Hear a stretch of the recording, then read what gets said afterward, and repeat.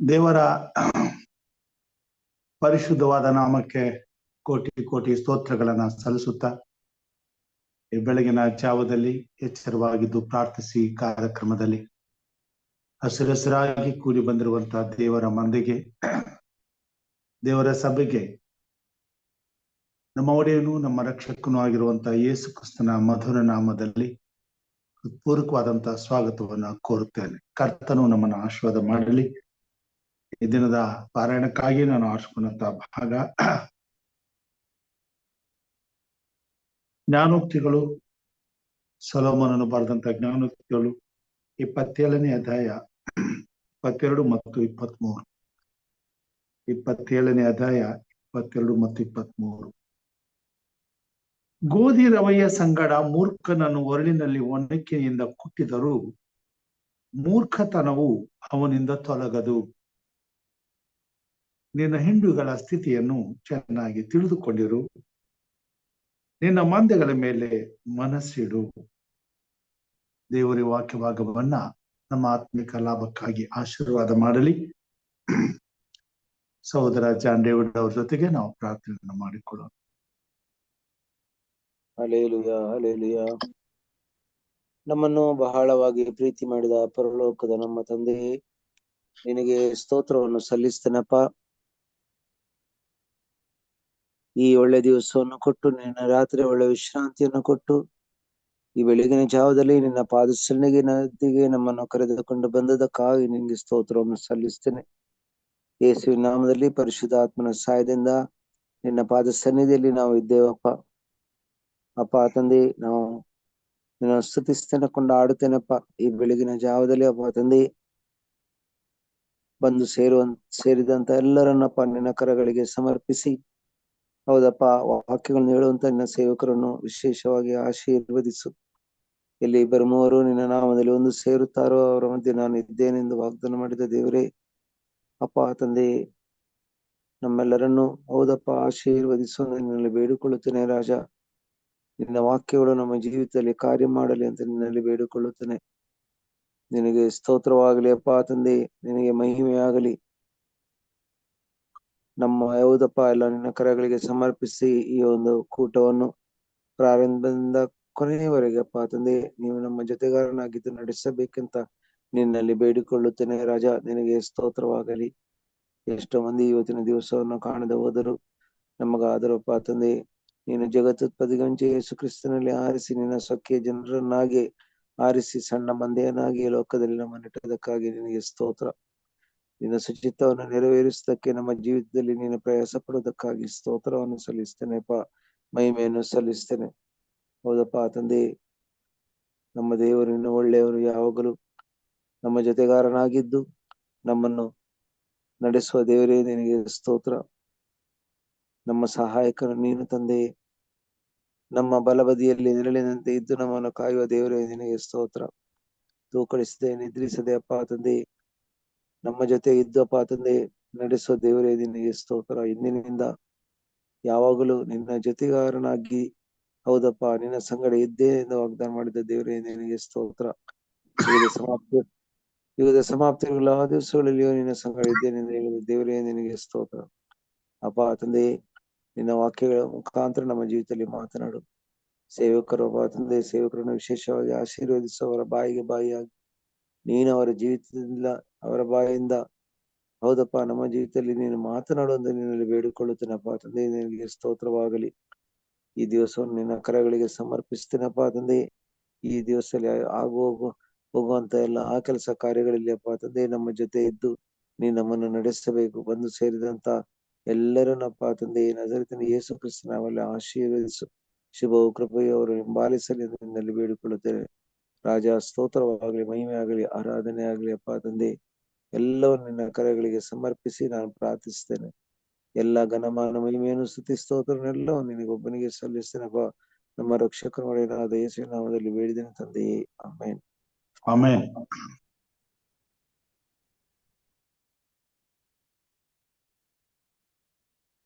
ದೇವರ ಪರಿಶುದ್ಧವಾದ ನಾಮಕ್ಕೆ ಸ್ತೋತ್ರವನ್ನ ಸಲ್ಲಿಸುತ್ತಾ ಪ್ರಾರ್ಥನೆಗಾಗಿ ಸಹೋದರ ಜಾನ್ ಡೇವಿಡ್ ಅವರಿಗೆ ವಂದನೆಗಳನ್ನ ಸಲ್ಲಿಸ್ತೇನೆ.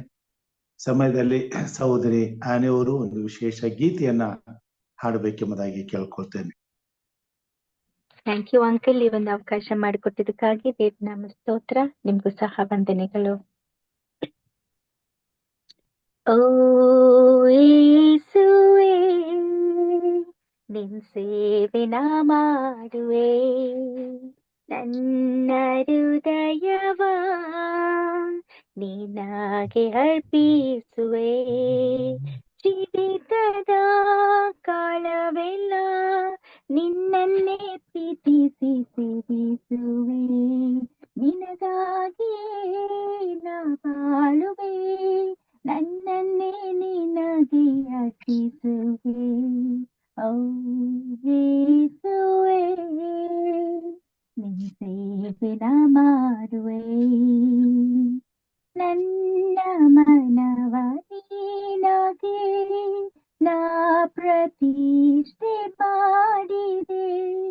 ನನ್ನ ಪಾದ ಕರ್ತನೇ, ತಕ್ಕೋ ನಿನ್ನ ಸೇವೆಗೆ. ನನ್ನ ಸ್ವರವು ನಿನ್ನದೇ, ನಿನ್ ಸ್ತೋತ್ರ ಮಾಡಲಿ. ನನ್ನ ಬಾಯಿ ಕರ್ತನೇ, ನಿನ್ ವಾಕ್ಯ ಸಾರಲಿ.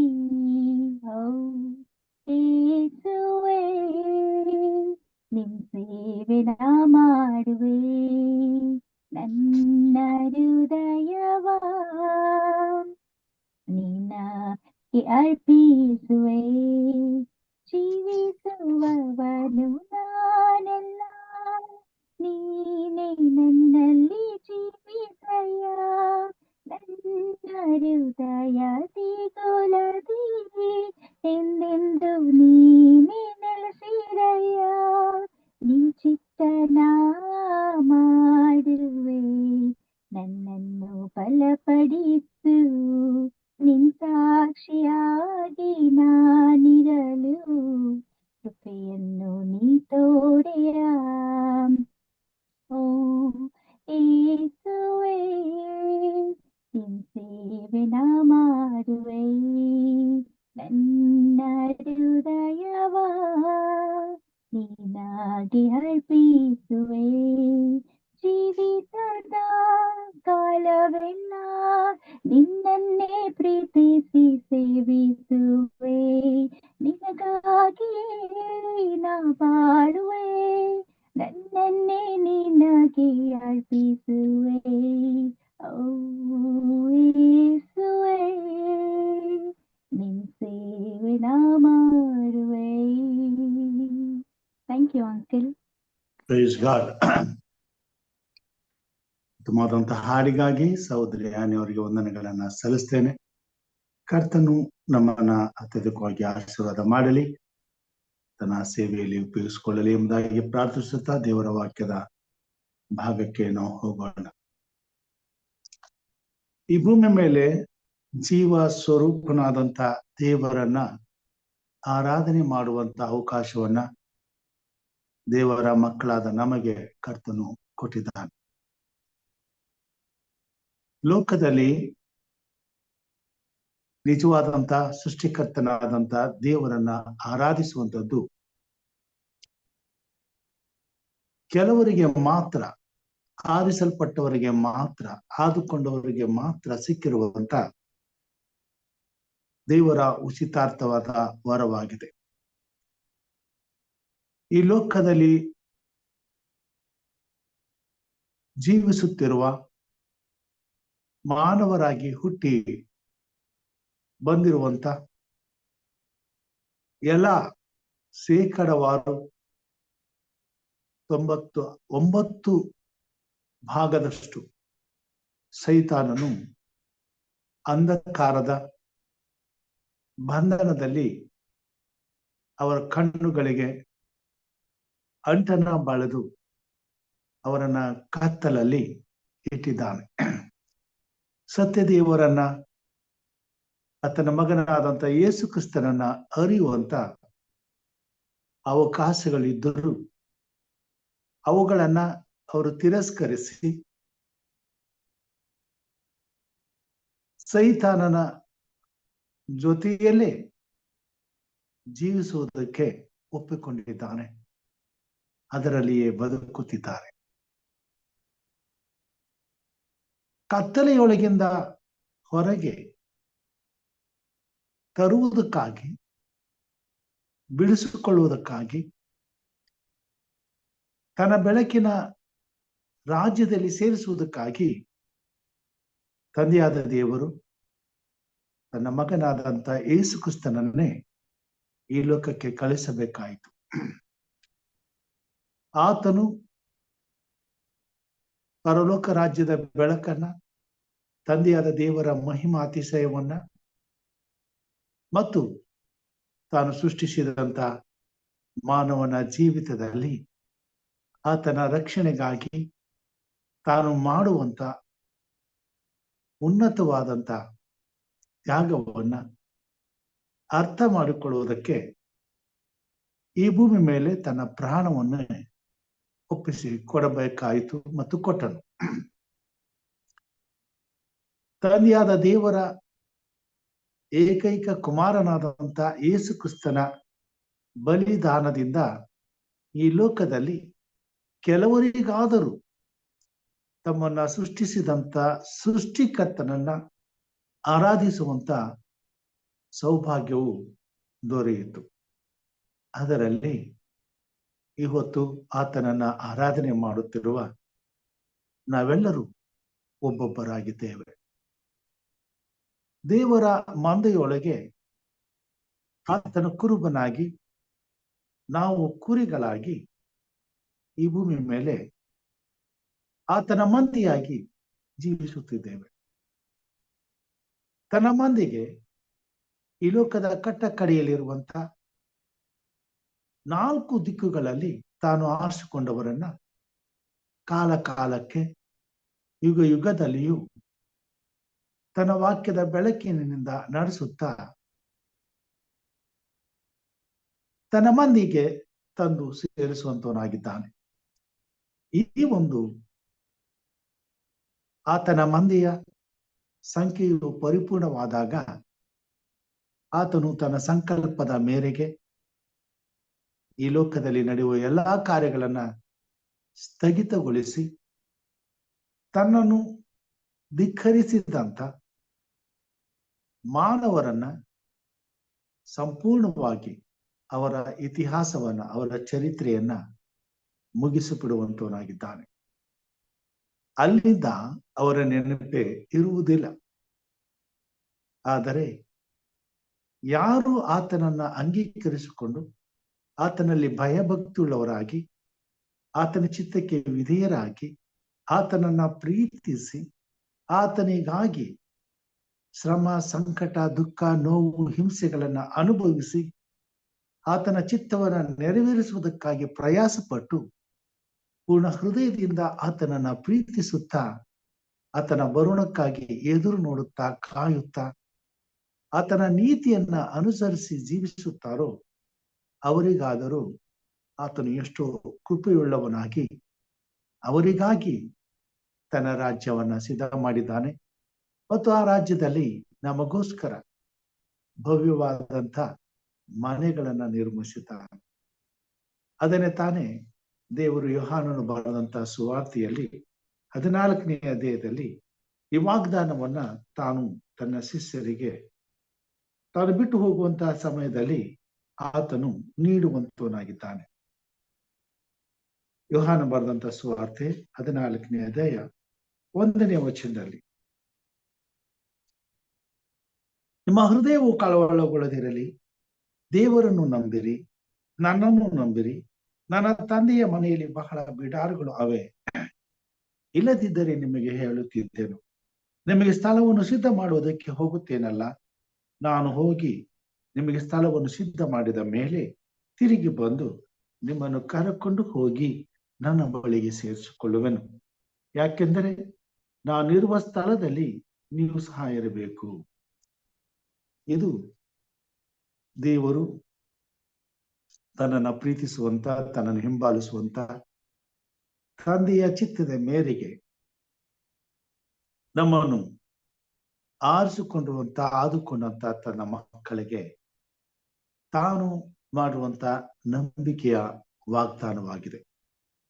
ಈ ಒಂದು ವಾಗ್ದಾನಕ್ಕಾಗಿಯೇ ಕಾದುಕೊಂಡಿದ್ದು ಆತನ ಬರುಣವನ್ನ ಈ ಭೂಮಿ ಮೇಲೆ ಕ್ರೈಸ್ತ ಸಮುದಾಯವು ಎದುರು ನೋಡುತ್ತಾ ಇದೆ. ಕ್ರಿಸ್ತನ ಹೆಸರಿನಲ್ಲಿ ನಂಬಿಕೆ ಇಟ್ಟು ಕ್ರೈಸ್ತರೆಂದು ಕರೆಸಿಕೊಳ್ಳುವಂತ ಪ್ರತಿಯೊಬ್ಬ ವ್ಯಕ್ತಿಯು ಈ ದಿನಕ್ಕಾಗಿ, ಈ ವಾಗ್ದಾನದ ನೆರವೇರುವಿಕೆಗಾಗಿ ಎದುರು ನೋಡುತ್ತಾ ಬದುಕುತ್ತಾ ಇದ್ದೇವೆ. ದೇವರು ಆ ವಾಗ್ದಾನವನ್ನ ನಿಶ್ಚಯವಾಗಿ ತನ್ನ ಜೀವಿತದಲ್ಲಿ, ನಮ್ಮ ಜೀವಿತದಲ್ಲಿ ನೆರವೇರಿಸುವಂತವನಾಗಿದ್ದಾನೆ. ಆದರೆ ಆತನ ಈ ನೆರವೇರುವಿಕೆ ಎಂದೋ ಆಗಬೇಕಾದದ್ದು ಇನ್ನೂ ತಡವಾಗುತ್ತಿದೆ.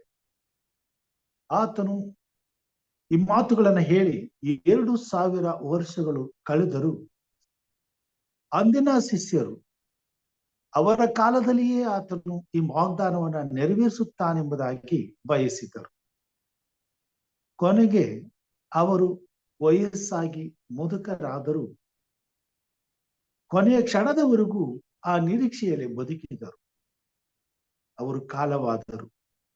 ಕಾಲವಾಗಿ 2000 ವರ್ಷಗಳು ಕಳೆದರೂ ಜಗತ್ತು ಇನ್ನೂ ಕೂಡ ಆತನ ಬರುಣವನ್ನ ಎದುರು ನೋಡುತ್ತಲೇ ಇರುವಂತದ್ದಾಗಿದೆ. ಆತನ ಬರುಣವು ಇನ್ನೂ ತಡವಾಗುತ್ತಿದೆ. ಇದಕ್ಕೆ ಕಾರಣವೇನು?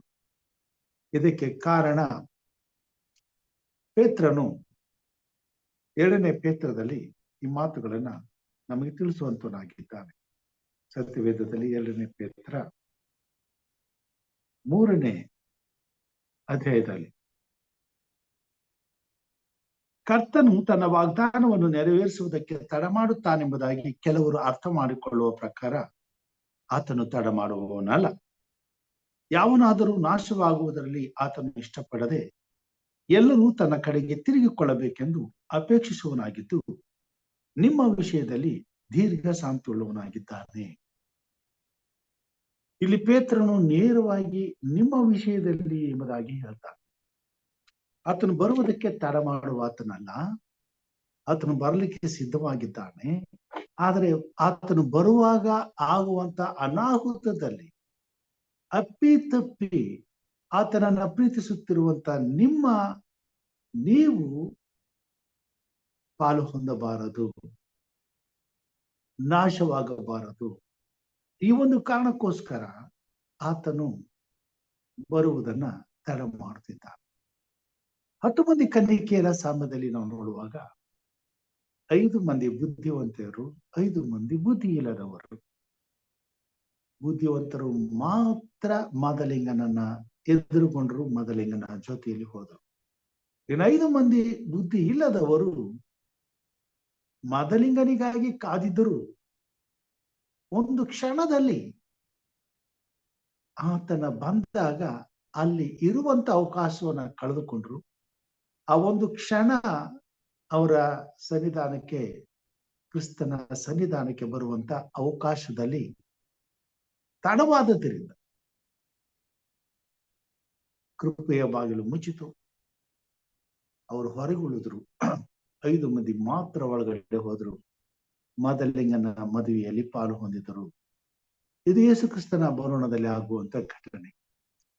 ಕ್ರಿಸ್ತನನ್ನ ನಂಬಿರುವಂತಹ ಜನರು ಕೋಟಿ ಜನರಿದ್ರು, ಅದರಲ್ಲಿಯೂ ಎಷ್ಟೋ ಕೋಟಿ ಜನರು ಆ ಅವಕಾಶದಿಂದ ವಂಚಿತರಾಗುವಂತವರಾಗಿದ್ದಾರೆ. ಕ್ರಿಸ್ತನಿಗಾಗಿ ಜೀವ ಕೊಡಲು ಬಯಸುವಂತ ಎಷ್ಟೋ ಜನರು ಆ ಸಮಯದಲ್ಲಿ ನಿರಾಶೆಯಿಂದ ಉಳಿದುಕೊಳ್ಳಬೇಕಾಗ್ತದೆ.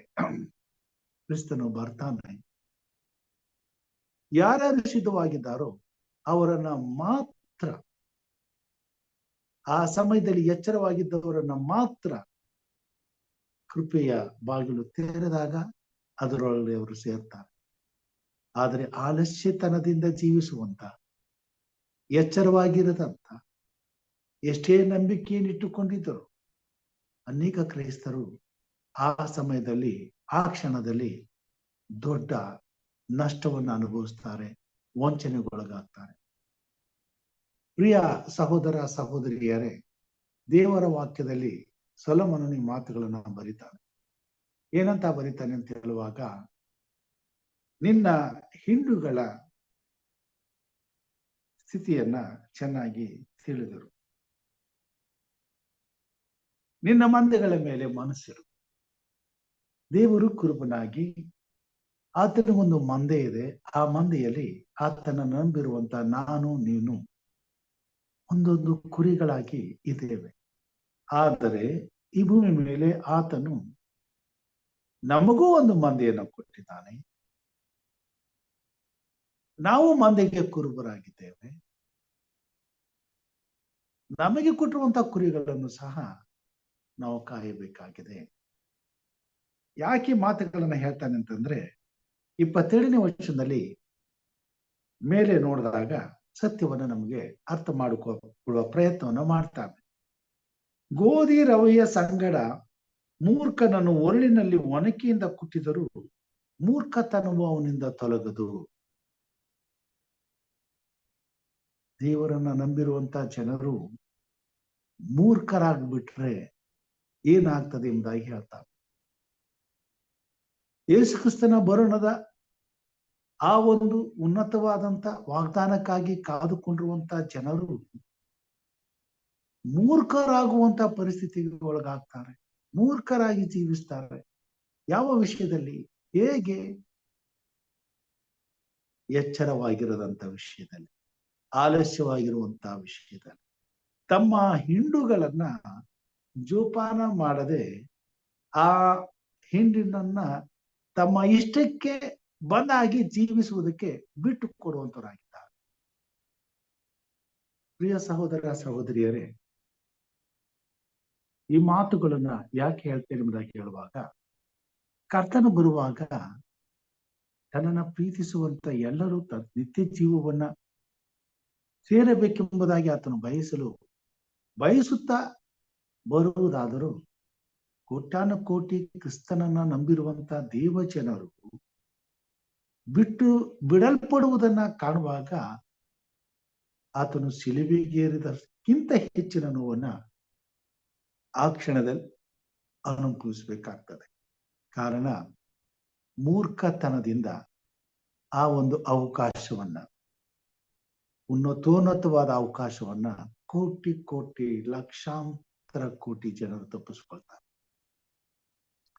ಇವರೆಲ್ಲರಿಗೂ ಸುವಾರ್ತೆ ಸಾರಲ್ಪಟ್ಟಿತ್ತು, ದೇವರ ವಾಕ್ಯ ತಿಳಿಸಲ್ಪಟ್ಟಿತ್ತು, ದೇವರ ಭಯಭಕ್ತಿ ಗೊತ್ತಿತ್ತು, ದಿನಾಲು ಪ್ರಾರ್ಥನೆ ಮಾಡ್ತಿದ್ರು, ಆರಾಧನೆಯಲ್ಲಿ ಆಸಕ್ತಿ ಉಳ್ಳವರಾಗಿದ್ರು.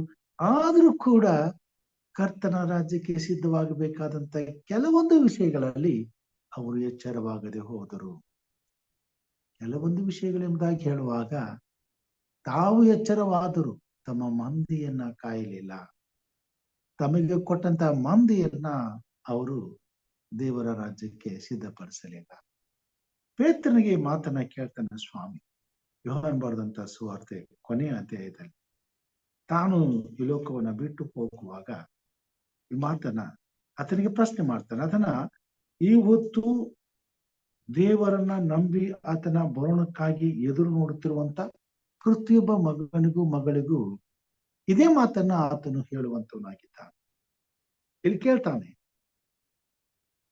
ಯೋಹಾನನಿಗೆ 21ನೇ ಅಧ್ಯಾಯ 15ನೇ ವಚನದಿಂದ. ಅವರು ಊಟ ಮಾಡಿದ ಮೇಲೆ ಯೇಸು ಸಿಮೋನ ಪೇತ್ರನನ್ನು, ಯೋಹಾನನ ಮಗನಾದ ಸಿಮೋನನೇ, ನೀನು ಇವರಿಗಿಂತ ಹೆಚ್ಚಾಗಿ ನನ್ನ ಮೇಲೆ ಪ್ರೀತಿ ಇಟ್ಟಿದೆಯೋ ಎಂದು ಕೇಳಲು ಅವನು, ಹೌದು ಸ್ವಾಮಿ, ನಿನ್ನ ಮೇಲೆ ಮಮತೆ ಇಟ್ಟಿದ್ದೇನೆ ಎಂಬುದನ್ನು ನೀನೇ ಬಲ್ಲೆನು ಅಂತನು. ಆತನು ಅವನಿಗೆ, ತನ್ನ ಕುರಿಗಳನ್ನು ಮೇಯಿಸು ಎಂದು ಹೇಳಿದನು.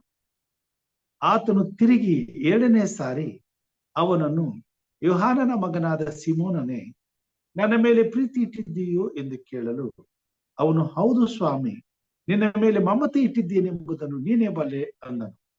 ಆತನು ಅವನಿಗೆ, ನನ್ನ ಕುರಿಗಳನ್ನು ಕಾಯಿ ಎಂದು ಹೇಳಿದನು. ಆತನು 3ನೇ ಸಾರಿ, ಯೋಹಾನನ ಮಗನಾದ ಸಿಮೋನನೇ, ನನ್ನ ಮೇಲೆ ಮಮತೆ ಇಟ್ಟಿದ್ದೀಯೋ ಎಂದು ಕೇಳಿದನು. 3ನೇ ಸಾರಿ ಆತನು ನನ್ನ ಮೇಲೆ ಮಮತೆ ಇಟ್ಟಿದೆಯೋ ಎಂದು ತನ್ನನ್ನು ಕೇಳಿದಕ್ಕೆ ಪೇತ್ರನು ದುಃಖಪಟ್ಟು, ಸ್ವಾಮಿ, ನೀನು ಎಲ್ಲಾ ಬಲ್ಲೆ, ನಿನ್ನ ಮೇಲೆ ನಾನು ಮಮತೆ ಇಟ್ಟಿದ್ದೇನೆಂಬುದು ನಿನಗೆ ತಿಳಿದದೆ ಅಂದನು. ಅವನಿಗೆ ಯೇಸು, ನನ್ನ ಕುರಿಗಳನ್ನು ಮೇಯಿಸು. ನಿನಗೆ ನಿಜ ನಿಜವಾಗಿ ಹೇಳುತ್ತೇನೆ, ನೀನು ಯೌವನಸ್ಥನಾಗಿದ್ದಾಗ ನೀನೇ ನಡುವನ್ನು ಕಟ್ಟಿಕೊಂಡು ಇಷ್ಟ ಬಂದ ಕಡೆಗೆ ತಿರುಗಾಡುತ್ತಿದ್ದಿ. ಆದರೆ ನೀನು ಮುದುಕನಾದಾಗ ನಿನ್ನ ಕೈಗಳನ್ನು ಚಾಚುವಿ, ಮತ್ತೊಬ್ಬನು ನಿನ್ನ ನಡುವನ್ನು ಕಟ್ಟಿಕೊಂಡು ನಿನಗಿಷ್ಟವಿಲ್ಲದ ಕಡೆಗೆ ನಿನ್ನನ್ನು ತೆಗೆದುಕೊಂಡು ಹೋಗುವನು ಎಂದು ಹೇಳಿದ. ಪೇತ್ರನಿಗೆ ಈ ಮಾತುಗಳನ್ನು ಹೇಳ್ತಾನೆ. ಪೇತ್ರನನ್ನ ಈ ಲೋಕದಲ್ಲಿ ತನ್ನ ಮಂದೆಗೆ ಕುರುಬನಾಗಿ, ಅಧ್ಯಕ್ಷನಾಗಿ ಕರ್ತನು ನೇಮಿಸುವಂತವನಾಗಿದ್ದಾನೆ.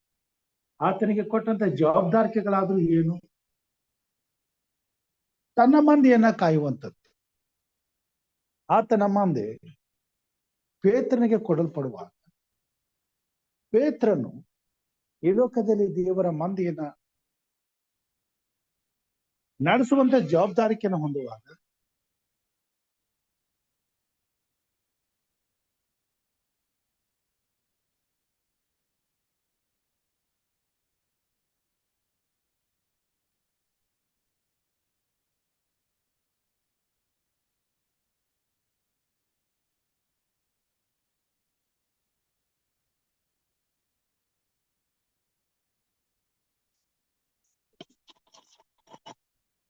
ಭೂಮಿ ಮೇಲೆ ತನ್ನನ್ನ ಪ್ರೀತಿಸುವಂತ ತನ್ನ ಮಕ್ಕಳು ದೇವರು ತಮಗೆ ಕೊಟ್ಟಿರುವ ಮಂದಿಯನ್ನ ಕಾಯಬೇಕಾದದ್ದು ಅತ್ಯವಶ್ಯವಾಗಿದೆ. ಪೇತ್ರನಿಗೆ ತಿಳಿಸುವಂತ ಈ ಮಾತುಗಳನ್ನ ಪ್ರತಿಯೊಬ್ಬ ದೇವರ ಮಗಳ ಜೀವಿತದಲ್ಲಿ ದೇವರು ಎದುರು ನೋಡುವಂತನಾಗಿದ್ದಾನೆ. ಯಾಕಂದ್ರೆ ನಾವು ಕೂಡ ದೇವರನ್ನ ಪ್ರೀತಿಸ್ತೇವೆ. ಪೇತ್ರನಿಗೆ ಕೇಳ್ತಾ, ನೀನ್ ನನ್ನನ್ನು ಪ್ರೀತಿ ಮಾಡ್ತೀಯ? ಹೌದು, ನಾನು ಪ್ರೀತಿ ಮಾಡ್ತೀನಿ. ಹಾಗಾದ್ರೆ ಈ ಕೆಲಸ ಮಾಡು. ಇವತ್ತು ನಾವು ದೇವರು ನಮ್ಮನ್ನ ಕೇಳಿದ್ರೆ ನಾವು ದೇವರಿಗೆ ಹೇಳ್ತೀವಿ, ಹೌದು ಸ್ವಾಮಿ, ನಾವು ನಿನ್ನ ಪ್ರೀತಿ ಮಾಡ್ತೀವಿ. ಎಷ್ಟು ಪ್ರೀತಿ ಮಾಡ್ತೀವಿ? ನಿನಗೆ ಗೊತ್ತು ನಾವು ಎಷ್ಟು ಪ್ರೀತಿ ಮಾಡ್ತೀವಿ. ಗೊತ್ತು ನೀನು ನನ್ನ ಪ್ರೀತಿ ಮಾಡ್ತೀಯ. ಹಾಗಾದ್ರೆ ನನ್ನ ಪ್ರೀತಿಯಲ್ಲಿ ನೀನು ಎಷ್ಟು ಪ್ರೀತಿ ಮಾಡ್ತೀಯ ಅಂತ ಹೇಳಿ ನಿನಗೆ ಗೊತ್ತಾಗ್ಬೇಕಾದ್ರೆ ನಿನಗೆ ನಾನು ಕೊಟ್ಟಿರುವಂತ ಮಂದಿಯನ್ನ ಕಾಯಿ. ಅದನ್ನೇ ಸೊಲೊಮೋನನು ಹೇಳಿದ್ನು, ನಿನ್ನ ಮಂದಿಯ ಮೇಲೆ ಚೆನ್ನಾಗಿ ತಿಳಿದಿರು, ನಿನ್ನ ಮಂದಿಯನ್ನ ಚೆನ್ನಾಗಿ ತಿಳಿದಿರು, ನಿನ್ನ ಮಂದಿಯ ಮೇಲೆ ಮನಸ್ಸಿಡು. ಯಾರ ವಿಷಯದಲ್ಲಿ ಹೇಳ್ತಾರೆ? ಪ್ರಿಯ ಸಹೋದರ ಸಹೋದರಿಯರೇ, ದೇವರು ನಮಗೋಸ್ಕರ ಒಂದು ಕುಟುಂಬವನ್ನ ಕೊಟ್ಟಿದ್ದಾರೆ. ಈ ಭೂಮಿ ಮೇಲೆ ನಾವು ಫಲವಿಲ್ಲದವರಾಗಿ ಬದುಕುವುದಕ್ಕಾಗಿ ಅಲ್ಲ, ಫಲಭರಿತರಾಗಿ ಜೀವಿಸುವುದಕ್ಕೋಸ್ಕರ, ಸಮೃದ್ಧಿಯಾಗಿ ಈ ಭೂಮಿ ಮೇಲೆ ಅಭಿವೃದ್ಧಿಯಾಗಿರಿ ಎಂಬುದಾಗಿ ಅಮ್ಮ ಅವಳಿಗೆ ಮಾಡಿದ ವಾಗ್ದಾನವು ನಮ್ಮ ಜೀವಿತದಲ್ಲಿ ಆತನು ನೆರವೇರಿಸುವಂತವನಾಗಿದ್ದಾನೆ. ಆ ಕುಟುಂಬದಲ್ಲಿ ತಂದೆ, ತಾಯಿ, ಮಕ್ಕಳು ಮುಂದೆ ಒಂದು ದೊಡ್ಡ ಜನಾಂಗ ಬೆಳೆಯುವಂತದ್ದಾಗಿರ್ತದೆ.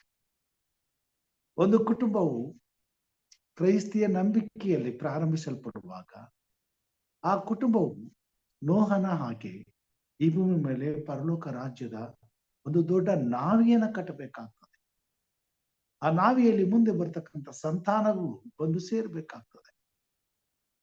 ದೇವರ ಮೂಲ ಉದ್ದೇಶ ಮಕ್ಕಳನ್ನ ಕೊಡುವಂಥದ್ದು ತನ್ನ ರಾಜ್ಯಕ್ಕಾಗಿ ಆ ಸಂಖ್ಯೆ ಪರಿಪೂರ್ಣಗೊಳಿಸುವುದಕ್ಕಾಗಿ ದೇವರನ್ನ ನಂಬಿರುವಂತ ತಂದೆ ತಾಯಿಗಳ ಹೊಟ್ಟೆಯಲ್ಲಿ ಹುಟ್ಟಿದ ಮಕ್ಕಳು ಮಾತ್ರ ತಂದೆ ತಾಯಿಗಳಿಗಿಂತ ಒಂದು ಹೆಜ್ಜೆ ಮುಂದೆ ಹೋಗಿ ದೇವರನ್ನ ಪ್ರೀತಿಸುವಂತ ಒಂದು ಅವಕಾಶವನ್ನ ಪಡ್ಕೊಳ್ಳುವಂತ ಸಾಧ್ಯತೆ ಉಂಟು. ಕಾರಣ ನಾವು ಎಲ್ಲೋ ಒಂದು ನಮ್ಮ ಆಯುಷ್ಕಾಲದ ಯಾವುದೋ ಒಂದು ಮಧ್ಯಸ್ಥಳದಲ್ಲಿ ಪ್ರಾರಂಭ ಮಾಡಬಹುದು ಕ್ರಿಸ್ತನ ಮೇಲಿನ ನಂಬಿಕೆಯನ್ನು. ಆದರೆ ನಮ್ಮ ಮಕ್ಕಳಿಗೆ ತಾಯಿಯ ಗರ್ಭದಲ್ಲಿ ಇರುವಾಗಲೇ ದೇವರ ವಾಕ್ಯವನ್ನು ಕೇಳುವಂತ ಅವಕಾಶವನ್ನು ಕೊಡ್ತಾರೆ. ದೇವರ ಹಾಡುಗಳನ್ನು ಕೇಳುವಂತ ಅವಕಾಶವನ್ನು ಕೊಡ್ತಾರೆ. ತಾಯಿ ಮೊಣಕಾಲೂರಿ ಪ್ರಾರ್ಥನೆ ಮಾಡುವಂತ ಆ ಪ್ರಾರ್ಥನೆ ಶಬ್ದ ಆ ಮಗುವಿಗೆ ಬೀಳುವ ಹಾಗೆ ಮಾಡ್ತಾರೆ. ತಾಯಿಯ ಗರ್ಭದಲ್ಲಿಯೇ ಒಂದು ಮಗು ದೇವರ ಸನ್ನಿಧಾನವನ್ನು ಅನುಭವಿಸುತ್ತಾ ಬೆಳೆಯುವಂತದ್ದಾಗಿರ್ತಾರೆ. ಅಂತ ಮಗುವು ಮೂರ್ಖತನದಲ್ಲಿ ಬಿದ್ದರೆ, ಮತ್ತೆ ಪಾಪದ ಅಂಧಕಾರದಲ್ಲಿ ಸಿಕ್ಕಿದರೆ, ಹೇಳ್ತಾನೆ ಒಂದು ಸಾರಿ ಮೂರ್ಖನಾದ್ರೆ ಗೋಧಿಯನ್ನ ಹೊರಳಿನಲ್ಲಿ ಹಾಕಿ ಒಣಕ್ಕೆ ಹಾಕಿ ಕುಟ್ಟಿದ್ರು ಕೂಡ ಆ ಮೂರ್ಖತನ ಅವನನ್ನ ಬಿಟ್ಟು ಹೋಗದು.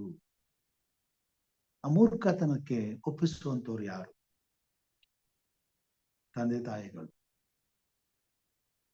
ಮಕ್ಕಳನ್ನ ತಕ್ಕ ಸಮಯದಲ್ಲಿ ದೇವರ ಭಯಭಕ್ತಿಯನ್ನ ಕಲಿಸದೆ ಹೋದರೆ, ದೇವರ ಮಾರ್ಗದಲ್ಲಿ ನಡೆಸದೆ ಹೋದರೆ, ದೇವರನ್ನ ಪ್ರೀತಿಸುವುದನ್ನ ಕಲಿಸಲು ಬೇಕಾದಂತ ವ್ಯವಸ್ಥೆಯನ್ನ ಮಾಡದೆ ಹೋದರೆ ನಿಶ್ಚಯವಾಗಿ ಅವರು ಮೂರ್ಖತನದಲ್ಲಿ ಬೀಳ್ತಾರೆ. ಯಾಕಂತಂದ್ರೆ ಈ ಲೋಕವು ಮೂರ್ಖತನದ ಸಮುದ್ರವಾಗಿದೆ. ಅದರ ದಂಡೆ ಮೇಲೆ ನಾವು ತಿರುಗಾಡ್ತಾ ಇದ್ದೇವೆ. ಯಾವ ಸಮಯದಲ್ಲಿ ಆ ಮೂರ್ಖತನದ ಅಲೆಗಳು ನಮ್ಮ ಮೇಲೆ, ನಮ್ಮ ಮಕ್ಕಳ ಮೇಲೆ ಎರಗಿ ಬಂದು ನಮ್ಮನ್ನು ಒಳಗೆ ಸೆಳೆಕೊಂಡು ಹೋಗ್ತವೆ ನಮಗೆ ಗೊತ್ತಿಲ್ಲ.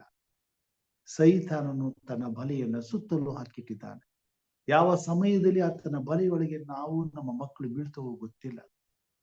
ಸೈತಾನನು ಸಿಂಹದೋಪಾದಿಯಲ್ಲಿ ಯಾರನ್ನ ನುಂಗಲಿ ಎಂಬುದಾಗಿ ಗರ್ಜಿಸುತ್ತಾ ಈ ಭೂಮಿ ಮೇಲೆ ತಿರುಗಾಡ್ತಾ ಇದ್ದಾನೆ. ಸ್ವಾಮಿ ಹೇಳ್ತಾನೆ, ನಿನ್ನ ಮಂದಿಯನ್ನು ಚೆನ್ನಾಗಿ ತಿಳಿದಿರು, ನಿನ್ನ ಮಂದಿಯ ಮೇಲೆ ಮನಸ್ಸಿಡು. ಮೊನ್ನೆ ಒಂದು ಯೌವನಸ್ಥ ಹುಡುಗಿ, 30 ವರ್ಷದವಳು, ಅವಳ ಅಂತ್ಯಕ್ರಿಯೆಯಾಗಿ ಪ್ರಾರ್ಥನಾ ಕೂಟಕ್ಕೆ ನಾನು ಹೋಗಿದ್ದೆ. ಆ ಮಗುವನ್ನ ಫೋಟೋ ನೋಡಿ ನನ್ನ ಹೊಟ್ಟೆ ಹೊರದೋಯ್ತು. ಸುಂದರವಾದಂತ ಮಗುವನ್ನ ಈ ತಂದೆ ತಾಯಿಗಳು ಕೊಟ್ಟಿದ್ರು. ಆದ್ರೆ ಆ ಮಗು ಇವತ್ತು ಮರಣವನ್ನ ಹೊಂದಿ ತಂದೆ ತಾಯಿಗಳು ಆ ಮಗುವಿನ ಮರಣ ದಿನದ ಆಚರಣೆಯನ್ನ, ಪುಣ್ಯತಿಥಿಯನ್ನ ಮಾಡ್ತಾ ಇದ್ದಾರೆ. ಅದಕ್ಕೆಲ್ಲರನ್ನ ಕರೆಸಿದ್ದಾರೆ. ಈ ಘೋರವಾದ ಪರಿಸ್ಥಿತಿ ದೇವರ ಮಕ್ಕಳಿಗೆ ಯಾಕೆ ಬರ್ತದೆ? ಪ್ರಾಯದ ಕಾಲದಲ್ಲಿ ತಂದೆ ತಾಯಿಗಳ ಮಾತನ್ನ ಮೀರಿ ತನ್ನ ಇಷ್ಟದಂತೆ ಬದುಕುವಂತ ಧೈರ್ಯವನ್ನ ತೆಗೆದುಕೊಂಡ್ರು. ತನ್ನ ಮನಸ್ಸಿಗೆ ಬಂದಾಗಿ ಜೀವಿಸೋದಕ್ಕೆ ತನ್ನ ಬಹಳ ಸಂಗಾತಿಯನ್ನ ಆರಿಸಿಕೊಂಡ್ರು. ದೇವರ ಆರಾಧನೆ ನಿಂತು ಹೋಯಿತು, ದೇವರ ಪ್ರಸನ್ನ ನಿಂತು ಹೋಯಿತು, ಪ್ರಾರ್ಥನೆ ನಿಂತು ಹೋಯಿತು, ದೇವರ ಸಂಬಂಧ ನಿಂತು ಹೋಯಿತು. ಕಷ್ಟಪಟ್ಟು ವಿದ್ಯೆ ಕಲಿಸಿ BSc ನರ್ಸಿಂಗ್ ಮಾಡಿಸಿ ಭವ್ಯವಾದ ಕನಸುಗಳನ್ನ ಹೊತ್ತುಕೊಂಡ್ರು. ಆ ಮಗಳ ಸುಖ ಸಂತೋಷದಲ್ಲಿ ಭಾಗಿಗಳಾಗಲು ಎದುರು ಕಾಯುತ್ತಿದ್ದಂತ ತಂದೆ ತಾಯಿಗಳು ಇಂಥ ದುರ್ದಿನವನ್ನ ನೋಡ್ಬೇಕಾಯ್ತು. ಯಾಕೆ ಮಾತನ್ನ ಹೇಳ್ತೇನೆಂದ್ರೆ, ಇದೇ ನೋವನ್ನ ತಂದೆಯಾದ ದೇವರು ತನ್ನ 2ನೇ ಬರಣದಲ್ಲಿ ಅನುಭವಿಸಬೇಕಾಗ್ತದೆ. ಕ್ರೈಸ್ತ ತಂದೆ ತಾಯಿಗಳು ತಮ್ಮ ಮಕ್ಕಳನ್ನ ದೇವರ ಭಯಭಕ್ತಿಯಲ್ಲಿ ಬೆಳೆಸದೆ ಹೋದರೆ ದೇವರು ಅದನ್ನ ಸಹಿಸೋದಿಲ್ಲ, ಸಹಿಸಕ್ಕಾಗೋದಿಲ್ಲ. ಅದಕ್ಕೆ ಪೇತ್ರನಿಗೆ ಮಾತನ್ನು ಕೇಳುದು, ನಾನು ಪ್ರೀತಿ ಮಾಡ್ತೀನಿ. ದೇವರ ಪ್ರೀತಿ ಮಾಡೋರು ಸಾಕಷ್ಟು ಭೂಮಿ ಮೇಲೆ ಇದ್ದಾರೆ. ಆದ್ರೆ ಆ ಪ್ರೀತಿಯನ್ನು ವ್ಯಕ್ತ ಮಾಡಿಸುವಂತ ರೀತಿ ಗೊತ್ತಿಲ್ಲ, ಜವಾಬ್ದಾರಿಕೆ ಗೊತ್ತಿಲ್ಲ, ಕಾಳಜಿ ಇಲ್ಲ. ಈ ಲೋಕದಲ್ಲಿ ನಡೆಯುವ ರೀತಿಯಲ್ಲಿ ಎಲ್ರಿಗೂ ನಡೆದಾಗೆ ನಮ್ದು ನಡೆದೋಗ್ತದೆ ಎಂಬುದಾಗಿ ಎಲ್ಲಾ ತರದ ಮಜದಲ್ಲಿ ಮುಳುಗೋಗುವಂತವರಾಗಿದ್ದಾರೆ. ದೇವರ ಹೆಸರನ್ನ ಮಾತ್ರ ನಾವು ಹಣೆಗೆ ಕಟ್ಟಿಕೊಂಡಿದ್ದೇವೆ ಕ್ರೈಸ್ತರು. ಪ್ರಿಯ ಸಹೋದರ ಸಹೋದರಿಯರೇ, ಪೇತ್ರನು ಬರೀತಾನೆ, ಯಾವನಾದರೂ ನಾಶವಾಗುವುದರಲ್ಲಿ ಆತನು ಸಂತೋಷ ಪಡದೆ ನಿಮಗಾಗಿ ಆತನು ತರ ಮಾಡ್ತಾ ಇದ್ದಾನೆ. ಎಷ್ಟೋ ಕುಟುಂಬಗಳಲ್ಲಿ ಇಂಥ ಪರಿಸ್ಥಿತಿ ಇದೆ. ಇಲ್ಲೇ ಹೀಗಾದರೆ ಆತನು ಬಂದಾಗ ಹೇಗಿರ್ಬೋದು? ಪ್ರತಿ ದಿನ ನಮಗೆ ಎಚ್ಚರಿಕೆಯ ದಿನವಾಗಿದೆ. ಪ್ರತಿ ಕ್ಷಣ ನಮಗೆ ಎಚ್ಚರಿಕೆಯ ಕ್ಷಣವಾಗಿದೆ. ನಾವು ಬಹಳ ಬಹಳ ಗಂಭೀರದಿಂದ ಯೋಚನೆ ಮಾಡಬೇಕಾಗಿದೆ. ನಮ್ಮ ಮಕ್ಕಳು ಎಲ್ಲಿದ್ದಾರೆ? ನಮ್ಮ ಕುಟುಂಬ ಎಲ್ಲಿದೆ? ದೇವರ ಭಯಭಕ್ತಿ ಯಾವ ಸ್ಥಾನದಲ್ಲಿದ್ದೇವೆ? ನಮ್ಮ ಜೀವಿತದಲ್ಲಿ, ನಮ್ಮ ಕುಟುಂಬದಲ್ಲಿ ಕ್ರಿಸ್ತನ ಪ್ರೀತಿ ಮೊದಲನೇ ಸ್ಥಾನ ಇದೆಯೋ? ಆತನಿಗೆ ಮೊದಲನೇ ಸ್ಥಾನವನ್ನು ಕೊಟ್ಟಿದೆಯೋ? ನಾವು ನಮ್ಮ ಮಕ್ಕಳನ್ನ ದೇವರ ಬರೋಣಕ್ಕಾಗಿ ಸಿದ್ಧಪಡಿಸುತ್ತಿದ್ದೇವೆಯೋ? ಒಂದು ವೇಳೆ ನಾವು ಇಲ್ಲದೆ ಹೋದರೂ ನಮ್ಮ ಮಕ್ಕಳು ಎಡಕ್ಕಾಗಲಿ ಬಲಕ್ಕಾಗಲಿ ತಿರುಗಿಕೊಳ್ಳದೆ ದೇವರ ನೀತಿಯಾದ ಮಾರ್ಗದಲ್ಲಿ, ಸನಾತನ ಮಾರ್ಗದಲ್ಲಿ ನೇರವಾಗಿ ನಡೆದು ನಮ್ಮ ಹಿಂದೆ ಆತನಿರುವಂತ ಸ್ಥಳಕ್ಕೆ, ನಾವು ಸೇರಬೇಕಾದಂತ ಸ್ಥಳಕ್ಕೆ ಸೇರಲು ಸಾಧ್ಯವಿದೆಯೋ? ಹೌದು ಪ್ರಿಯ ಸಹೋದರ ಸಹೋದರಿಯರೇ, ತಂದೆ ತಾಯಿಗಳ ಮೇಲೆ ಬಿದ್ದ ಭಾರ ದೊಡ್ಡದು. ನಾವು ಮಾತ್ರವಲ್ಲದೆ ದೇವರು ನಮಗೆ ಕೊಟ್ಟುವಂತ ಕುಟುಂಬವನ್ನ ದೇವರ ರಾಜ್ಯಕ್ಕೆ ಸಿದ್ಧಪಡಿಸಬೇಕಾಗಿದೆ. ಅದರಲ್ಲಿ ವಿಶೇಷವಾಗಿ ದೇವರು ಕೊಟ್ಟುವಂಥದ್ದು ಮಕ್ಕಳು. ಪುತ್ರ ಸಂತಾನವು ಯೆಹೋವನಿಂದ ಬಂದ ಸ್ವಾಸ್ಥ್ಯವು ಎಂಬುದಾಗಿ ನೋಡ್ತೇವೆ. ದೇವರು ನಮಗೆ ಉಚಿತಾರ್ಥವಾದ ವರವಾಗಿ ಅವ್ರನ್ನ ಕೊಟ್ಟಿದ್ದಾರೆ. ಆ ಮಕ್ಕಳನ್ನ ದೇವರ ಭಯಭಕ್ತಿಯಲ್ಲಿ ಸಾಕಿ ಸಲಹಿ ಬೆಳೆಸಿ ಆತನ ಬರೋಣಕ್ಕೆ ಸಿದ್ಧಪಡಿಸಬೇಕಾದಂತ ಜವಾಬ್ದಾರಿಕೆ ನಮ್ಮ ಮೇಲಿದೆ. ಆತನು ಬರುವಾಗ ಅದರಲ್ಲಿ ಒಬ್ಬನನ್ನಾದ್ರೂ ಕಳ್ಕೊಳ್ಳದೆ ಆತನ ರಾಜ್ಯದಲ್ಲಿ ಆತನು ಎದುರು ನೋಡ್ತಾ ಇದ್ದೆ. ನಮಗೆ ಕೊಟ್ಟಿರುವಂತಹ ಜವಾಬ್ದಾರಿಕೆ ದೊಡ್ಡದಾಗಿದೆ. ಇವತ್ತು ನಾನು ಮತ್ತು ನೀವು ನಮ್ಮ ಮಕ್ಕಳನ್ನ ಈ ಲೋಕದ ಅಂಧಕಾರದ ದೊರೆತನಕ್ಕೆ ಒಪ್ಪಿಸಿದರೆ ಲೆಕ್ಕ ಕೊಡಬೇಕಾಗ್ತದೆ. ಮತ್ತು ಈ ಲೋಕದಲ್ಲಿ ಎಷ್ಟೋ ತಂದೆ ತಾಯಿಗಳು ಅನುಭವಿಸಿದಂತ ದುರಂತಗಳನ್ನ ಕ್ರೈಸ್ತ ಜಗತ್ತಿನಲ್ಲಿ ಜನರು ನೋಡಬೇಕಾಗ್ತದೆ. ದೇವರು ಯಾವನಾದರೂ ನಾಶವಾಗುವುದರಲ್ಲಿ ಸಂತೋಷ ಪಡದೆ ಎಲ್ಲರೂ ನಿತ್ಯ ಜೀವ ಹೊಂದಬೇಕೆಂಬುದಾಗಿ ಆತನು ಬಯಸುವಂತನಾಗಿದ್ದಾನೆ. ಪೇತ್ರನಿಗೆ ಹೇಳ್ತಾನೆ, ನನ್ನನ್ನು ಪ್ರೀತಿ ಮಾಡ್ತೀಯ? ನನ್ನ ಕುರಿಗಳನ್ನ ಮೇಯಿಸು. ನನ್ನನ್ನು ಪ್ರೀತಿ ಮಾಡ್ತೀಯ? ನನ್ನ ಕುರಿಮರಿಗಳನ್ನ ಮೇಯಿಸು. ನನ್ನನ್ನ ಪ್ರೀತಿ ಮಾಡ್ತೀಯ? ನನ್ನ ಮಂದೆಯನ್ನ ಕಾಯಿ. ಇಡೀ ಕುಟುಂಬವನ್ನ ದೇವರ ರಾಜ್ಯಕ್ಕೆ ಸಿದ್ಧಪಡಿಸಬೇಕಾಗ್ತದೆ.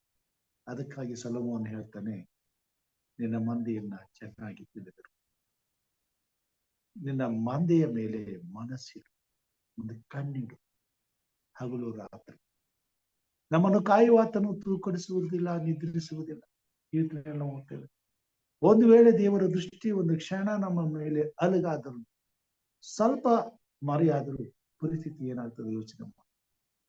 ಒಂದು ಕ್ಷಣವೂ ಕೂಡ ನಮ್ಮ ಮೇಲಿನ ದೃಷ್ಟಿಯನ್ನ ಆ ಕಡೆಗೆ ಸರಿಸದೆ ನಮ್ಮ ಮೇಲೆಯೇ ದೃಷ್ಟಿ ಇದ್ದು ಆತನು ಕಾಯ್ತಾ ಇದ್ದಾನೆ. ಯಾಕೆ? ಈ ಭೂಮಿ ಮೇಲೆ ಆತನನ್ನು ಪ್ರೀತಿಸುವಂತ ನಾನು ಮತ್ತು ನೀವು ನಮ್ಮ ಕಾಲು ಕಲ್ಲಿಗೆ ತಗಲದ ಹಾಗೆ, ನಮ್ಮ ಅಂಗಾಲಿಗೆ ಮುಳ್ಳು ಮುರಿಯದ ಹಾಗೆ, ಆ ಸಣ್ಣ ನೋವು ಸಹ ನಮಗೆ ತಗಲದ ಹಾಗೆ ನಮ್ಮನ್ನು ಜೋಪಾನ ಮಾಡುವುದಕ್ಕಾಗಿ. ನಮ್ಮ ಮಕ್ಕಳ ವಿಷಯದಲ್ಲಿ ನಾವು ಎಷ್ಟು ಕಾಳಜಿ ಉಳ್ಳವರಾಗಿದೆ. ನಮ್ಮನ್ನ ನಾವು ಪರೀಕ್ಷೆ ಮಾಡ್ಕೊಳ್ಬೇಕಾಗಿ ದೇವರ ಸತ್ಯವೇದದಲ್ಲಿ ದೇವರ ಭಯಭಕ್ತಿಯಲ್ಲಿ ನಡೆಸೋದಕ್ಕೆ ಸಾಕಷ್ಟು ಮಾರ್ಗಗಳನ್ನ ಇಟ್ಟಿದ್ದಾರೆ. ಈ ಎಲ್ಲಾ ಆಶೀರ್ವಾದಗಳನ್ನ ತಂದೆ ತಾಯಿಗಳು ಮಕ್ಕಳನ್ನ ಶಾಲೆಗೆ ಕಳಿಸಿದ ಹಾಗೆ ದೇವರ ಆರಾಧನೆಗೆ ಕಳಿಸಬೇಕಾಗಿ, ಪರಲೋಕ ರಾಜ್ಯಕ್ಕೆ ಬೇಕಾದಂತ ಸಕಲ ಸತ್ಯವನ್ನ ದೇವರ ಮಕ್ಕಳು ಹೊಂದಲು ಇರುವಂತ ಒಂದೇ ಒಂದು ಸ್ಥಳ ದೇವರ ಆಲಯ, ದೇವರ ಆರಾಧನೆ. ಈ ಭೂಮಿ ಮೇಲೆ ಏನ್ ಕಳ್ಕೊಂಡ್ರೂ ಚಿಂತೆ ಇದೆ. ದೇವರ ಆರಾಧನೆಯನ್ನ ಮಾತ್ರ ನಾವು, ನಮ್ಮ ಕುಟುಂಬ, ಮಕ್ಕಳು ಎಂದಿಗೂ ಕಳ್ಕೋಬಾರ್ದು. ಒಂದು ದಿನ ನಷ್ಟವಾದ್ರೂ 1000 ವರ್ಷಗಳು ನಷ್ಟ ಆಗ್ತದೆ. ಇದೇನೇ ದಾವೀದನು ಬರೀತಾನೆ, ನಿನ್ನ ಆಲಯದ ಅಂಗಳದಲ್ಲಿ ಕಳೆದ ಒಂದು ದಿನವು ಇತರ 1000 ದಿನಗಳಿಗಿಂತ ಶ್ರೇಷ್ಠವಾದದ್ದು ಅಂತ. ಪ್ರಿಯ ಸಹೋದರ ಸಹೋದರರೇ, ದೇವರು ನಮಗೆ ತನ್ನ ಮಾರ್ಗಗಳನ್ನ, ನಮ್ಮ ಕುಟುಂಬ, ಮಕ್ಕಳು ದೇವರ ಮಾರ್ಗದಲ್ಲಿ ನಡೆದು ತನ್ನ ರಾಜ್ಯವನ್ನು ಸೇರುವಂತ ಅವಕಾಶವನ್ನ ದೇವರ ಆರಾಧನೆಯಲ್ಲಿ ಇಟ್ಟಿದ್ದಾನೆ. ನಾವು ಮಾಡ್ಬೇಕಾಗಿರೋದಿಷ್ಟೇ, ನಮ್ಮ ಮಕ್ಕಳನ್ನ ದೇವರ ಆಲಯಕ್ಕೆ ನಮ್ಮ ಜೊತೆಯಲ್ಲಿ ಕರ್ಕೊಂಡು ಹೋಗೋದು, ದೇವರ ಪ್ರಸನ್ನತೆಯಲ್ಲಿ ಮುಂದೆ ಅವರನ್ನು ಕೂರಿಸೋದು, ದೇವರ ರೆಕ್ಕೆಯ ನೆರಳು ಅವರ ಮೇಲೆ ಬೀಳುವ ಹಾಗೆ, ದೇವರ ಪ್ರಭಾವದ ಶಕ್ತಿ ನೆರಳು ಅವರ ಮೇಲೆ ಬೀಳುವ ಹಾಗೆ ಅವಕಾಶ ಮಾಡಿಕೊಂಡು, ದೇವರ ವಾಕ್ಯಗಳನ್ನು ಕೇಳುವಂತೆ, ದೇವರ ವಾಕ್ಯಗಳು ಅವರ ಹೃದಯದ ಹಲಗೆಯ ಮೇಲೆ ಪರಿಶುದ್ಧ ದೇವದೂತರು ಮರೆಯುವ ಹಾಗೆ ಆ ಸಮಯವನ್ನ ದೇವರ ಸನ್ನಿಧಾನದಲ್ಲಿ ಮುಂದೆ ನಿಲ್ಲಿಸುವಂಥದ್ದು. ಆ ವಿಷಯದಲ್ಲಿ ನಾವು ಅಶ್ರದ್ಧೆ ಮಾಡಿದರೆ, ಆಲಸ್ಯ ಮಾಡಿದರೆ ಅವರು ಮೂರ್ಖರಾಗ್ತಾರೆ. ಆಮೇಲೆ ಅವರು ಪ್ರಾಯಕ್ಕೆ ಬಂದ ಮೇಲೆ ಅವರನ್ನ ಒನಕೆ ತಕ್ಕೊಂಡು ಓರ್ಡಲ ಹಾಕಿ ಕುಟ್ಟಿದ್ರು ಮೂರ್ಖತನ ಹೋಗೋದಿಲ್ಲ, ದುರಂತವನ್ನ ನೋಡ್ತಾರೆ. ಎಚ್ಚರವಾಗಿದ್ದು ಪ್ರಾರ್ಥಿಸಬೇಕಾಗಿದೆ. ಇಂಥ ಕುಟುಂಬಗಳಿಗಾಗಿ, ಇಂಥ ಮಕ್ಕಳಿಗಾಗಿ, ಇಂಥ ದುಸ್ಥಿತಿಗೆ ಒಳಪಡುವ ಮೊದಲೇ ಕ್ರೈಸ್ತ ಕುಟುಂಬಗಳಿಗಾಗಿ ನಾವು ಪ್ರಾರ್ಥಿಸಬೇಕಾಗಿದೆ. ದೇವರು ಬರುವಾಗ ಆತ ನಂಬುವ ಒಬ್ಬನಾದರೂ ನಾಶವಾಗದೆ ಎಲ್ಲರೂ ನಿತ್ಯ ಜೀವ ಹೊಂದುವಂತೆ ಕರ್ತನು ತನ್ನ ಆತ್ಮನ ಮುಖಾಂತರವಾಗಿ ಪ್ರತಿಯೊಂದು ಕ್ರೈಸ್ತ ಕುಟುಂಬದಲ್ಲಿ ಎಚ್ಚರಿಸಲಿ. ಈ ಎಚ್ಚರವಾಗಿದ್ದು ದೇವರ ಮಂದಿಯನ್ನು ಕಾಯುವಂತ ಶಕ್ತಿಯನ್ನು ಕೊಡಲಿ, ದೇವರ ರಾಜ್ಯಕ್ಕೆ ಸಿದ್ಧಪಡಿಸಲಿ. ಇದು ನನ್ನ ಪ್ರಾರ್ಥನೆ ಆಗಿದೆ. ದೇವರ ವಾಕ್ಯಭಾಗವನ್ನು ಆಶೀರ್ವಾದ ಮಾಡಲಿ. ಪ್ರಾರ್ಥನೆಗೆ ಹೋಗೋಣ. ನಮ್ಮ ಜೊತೆಯಲ್ಲಿ ಪ್ರಾರ್ಥನೆ ಮಾಡೋದಕ್ಕೋಸ್ಕರ ಈ ಸಮಯದಲ್ಲಿ ಸಹೋದರಿ ಆನೆ ಅವರಿದ್ದಾರೆ, ಅವರು ಪ್ರಾರ್ಥನೆ ಮಾಡಬೇಕೆಂದು ಕೇಳ್ಕೊಳ್ತಾನೆ. ಈ ವಿಷಯಗಳಿಗಾಗಿ ವಿಶೇಷವಾಗಿ ಕ್ರೈಸ್ತ ಕುಟುಂಬದಲ್ಲಿ ಮಕ್ಕಳು ದಾರಿ ತಪ್ಪದಂತೆ ತಂದೆ ತಾಯಿಗಳು ಅವ್ರನ್ನ ಕಾಪಾಡುವಂತೆ ದೇವರ ಆತ್ಮನು ಅವರಿಗೆ ಬಲವನ್ನು ನೀಡಲಿ, ಶಕ್ತಿನ ನೀಡಲಿ, ಜ್ಞಾನ ನೀಡಲಿ, ಅನುಕೂಲ ಮಾಡಿಕೊಡ್ಲಿ, ದೇವರ ರಾಜ್ಯಕ್ಕೆ ಸಿದ್ಧಪಡಿಸಿ. ಅದಕ್ಕೋಸ್ಕರ ಪ್ರಾರ್ಥನೆ ಮಾಡೋಣ. ಜೊತೆಗೆ ನಾವು ಪ್ರಾರ್ಥನೆ ಮಾಡ್ಬೇಕಾಗಿರ್ತಕ್ಕಂಥ ವಿಷಯ, ಕೊಳ್ಳೇಗಾಲದಲ್ಲಿ ಪುನೀತ್ ಎಂಬುದಾಗಿ ಅವರು ತೀರ್ಕೊಂಡ್ರು ನಿನ್ನೆ. ಮತ್ತು ಮಂಗಳೂರಲ್ಲಿ ಅವ್ರ ಹೆಸರು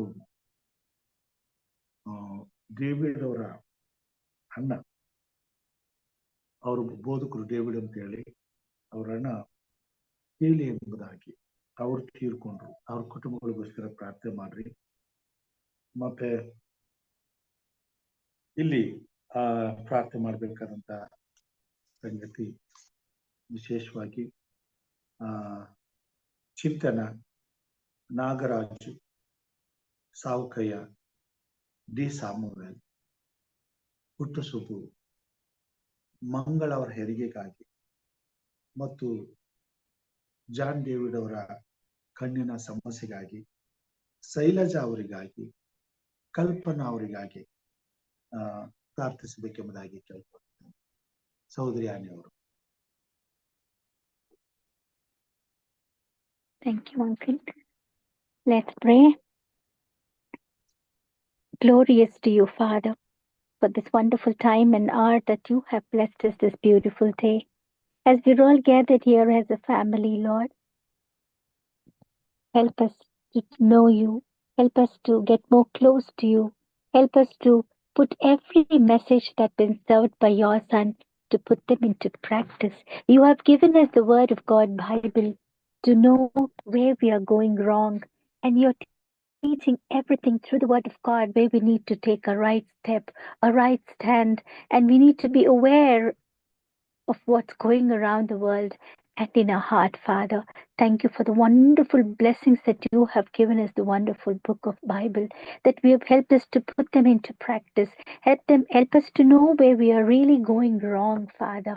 Forgive us, Lord Jesus, for every blessing, for everything that we are not counting on. Thank you and praise you, Lord. Thank you, Jesus.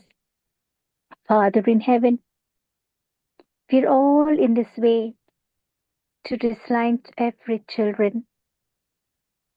Father, you have given our parents to us. You formed each and every children in the womb, and you have named each and every one of us before we could be formed. You have numbered our hair, Father. You have named every stars. You call them by your names, by their names. You're such a wonderful Father, but you're always there to take care of them. Help every parent to be an example to their children, Father. You have formed each of our mind, abilities, and strength, as well as our weaknesses. We thank you for filling each of your children with a gift to use and to fulfill joy that is gifted, O Lord. Help each and every children to put every promises. Help every parents to teach the children to know the word of God, to go to the church, to not to work on Sabbath. Father, we are all sinners. Pardon us. The minds and souls are the most innocent of your children. This pain describes your perfect design, and they preach, and they are your special children. Most of the children are being left wounded the Creator path, Father. Let your children be an example children. Help them to know where we are going, right or wrong, because parents are example. Help them to be example to all the children around them. Help them to mind their words, mind their thoughts. Help them to know what they are talking. Help them to be very careful in front of the little ones, Father. Help them to teach, to fear the Lord and walk according to your promises. If there's so much of, even the mountains before the children are huge, but with much to overcome, bless them abundantly, Father. Calm them with your promises. Despite all the distractions what children are going through, overwhelm them with victory, Lord. Thank you, Lord, for all the blessings that you have given, because you are the protector, you are the provider to them. Thank you for saving and healing them and providing every need what children and every parents need. Thank you and praise you, Father. Thank you, Lord Jesus. You are all we have. I pray for David Pastor's brother who's no more. I pray for Punita is no more, Father. We place their parents, their loved ones, their relatives under thy precious wounded feet. It's so hard to let them go, but they're all in a peaceful sleep under thy precious wounded feet.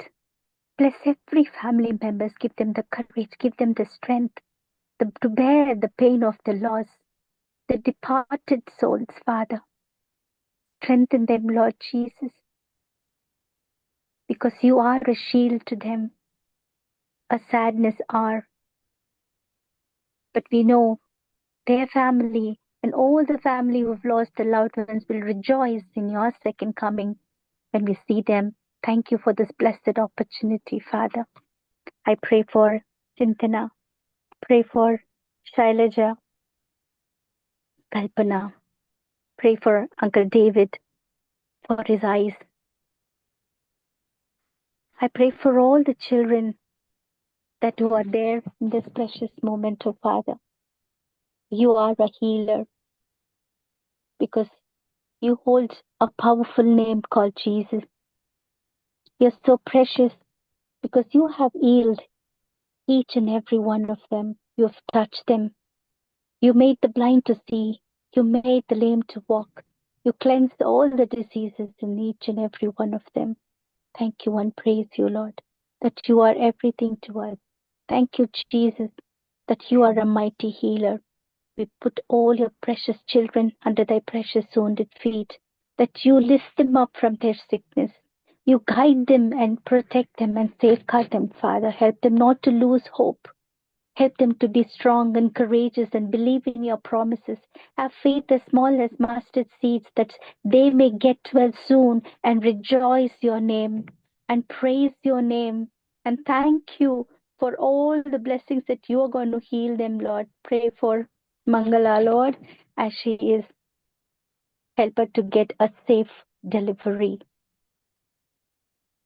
Lord, you have brought that, you're going to bring that baby into this beautiful world. The world are still a little scary, but you bring that child out safely. so that their family be thankful and grateful for the wonders that you are going to do to life, Lord. Father in heaven, thank you and praise you for this blessed opportunity. We pray for all the sick ones, all the loved ones who are here. Pray for Hemlata Auntie. Pray for Uncle Raju for the wonderful message that he's been blessed us with today. Help every parent to be more cautious what they do. Help them to be more careful in everything they do, Father. Thank you, Lord Jesus. Pray for Uncle David, Lord. Shower your Holy Spirit upon him. Doctors might tell a lot of things to scare us, but you are a doctor, you are a medicine, and you are a healer. Let your mighty hand touch his eyes and heal him in Jesus' name, Father. Thank you, Lord. I pray for Auntie Emalata Bhaktaraj. Thank you, Father, for bringing her to this wonderful family again, for waking us. Bless Auntie, Uncle, bless all the family members. Guide them and bless them and protect them and take care of them. Pray for Varalakshmi. Be with her too, Father. Thank you, Lord Jesus. Thank you for bringing her again. As we're all gathered here as a family, pray for Uncle Premnath Kolkar. I pray for Lokesh Uncle. I pray for Ravi Ballari. I pray for each and every pastors who's preaching the word of God. I pray for every members of this family, Lord. Bless them, guide them, and protect them. Thank you for your unconditional love, for your mercy, for your grace, for your blessings that you blessed us. Thank you, Father, for giving your angels charge over us. Thank you and praise you for spreading out your loving wings to protect us and safeguard us under thy feathers. Father, help us to love one another, forgive one another. Help us not to have anything against anybody. Forgive all the sins that we have committed. Grant a place in your eternal kingdom. In Jesus' precious name I pray. Amen. ಪರಲೋಕದ ಪ್ರಾರ್ಥನೆ ಮಾಡಿಕೊಳ್ಳೋಣ.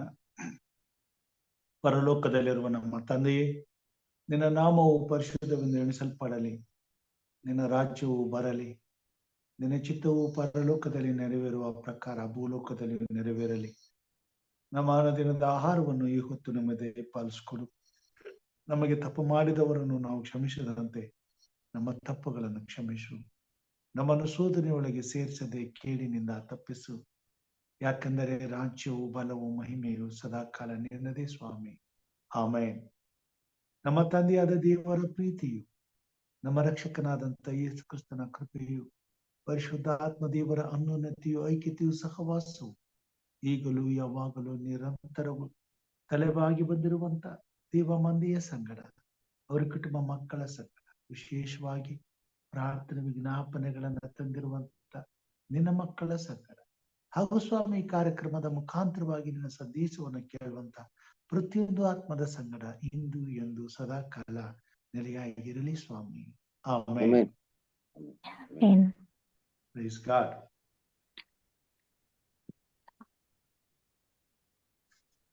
Thank you, Uncle. Thank you for the wonderful message. Thank you, ma. Thank you pastor. ನಿಮ್ದು sound ತುಂಬಾ ಕಮ್ಮಿ ಬರುತ್ತೆ. ಸ್ವಲ್ಪ ಅದು mic ಇದು ಮೊಬೈಲ್ ಸ್ವಲ್ಪ ದೂರ ಐತಿ ಇವತ್ತು, ಅದರಿಂದ. First thank you. ಬಹಳ ಆ ಟಚಿಂಗ್ ಇದು ನಿಮ್ಮ ಒಂದು ಬೋಧನೆ ನಿಜವಾಗಿ ನಾವು ಎಲ್ಲೋ ಮರ್ತಿರ್ತೀವಿ ಕೆಲವು ವಿಷಯಗಳನ್ನ, ಆದ್ರೆ ಜ್ಞಾಪಿಸ್ತೀರಿ. ದೇವ್ರ ಈ ಮೂಲಕ ಎಲ್ಲರನ್ನ ಎಚ್ಚರಿಸಿದಾನೆ. ನಿಮ್ ಮೂಲಕ ದೇವರು ನಿಮ್ಗೆ ಇನ್ನೂ ಹೆಚ್ಚಿನ ಒಂದು ತಲಾಂತುಗಳನ್ನು ಕೊಟ್ಟು ಎಲ್ಲರನ್ನ ಇವಾಗ ಪೇತ್ರನ್ ಹೇಳ್ದ ಹಾಗೆ ಮೇಯಿಸು, ಕಾಯಿ ಕುರಿಗಳನ್ನ ಎಂಬುದಾಗಿ ನೀವು ಕಾಯ್ತಾ ಇದ್ದೀರಿ, ಮೇಯಿಸ್ತಾ ಇದ್ದೀರಿ. ದೇವರಿಗೆ ಸ್ತೋತ್ರ. ಹಾಗೂ ಆನಿ ಅವರ ಒಂದು ಕೊಟ್ಟಿರುವಂತ ತಲಾಂತು ಹಾಡಿಗೋಸ್ಕರವಾಗಿ ಮತ್ತು ಪ್ರಾರ್ಥನೆಗೋಸ್ಕರವಾಗಿ ಒಳ್ಳೆ ತಲಾಂತನ ಸ್ವಾಮಿ ಕೊಟ್ಟಿದ್ದಾನೆ. ಇದನ್ನ ಇನ್ನೂ ಹೆಚ್ಚೆಚ್ಚಾಗಿ ಆಶೀರ್ವದಿಸ್ಲಿ, ಒಳ್ಳೇದಾಗ್ಲಿ. ಕೂಡಿ ಬಂದಂತ ಎಲ್ರಿಗೂ ದೇವರ ಆಶೀರ್ವದಿಸ್ಲಿ, ಒಳ್ಳೇದಾಗ್ಲಿ.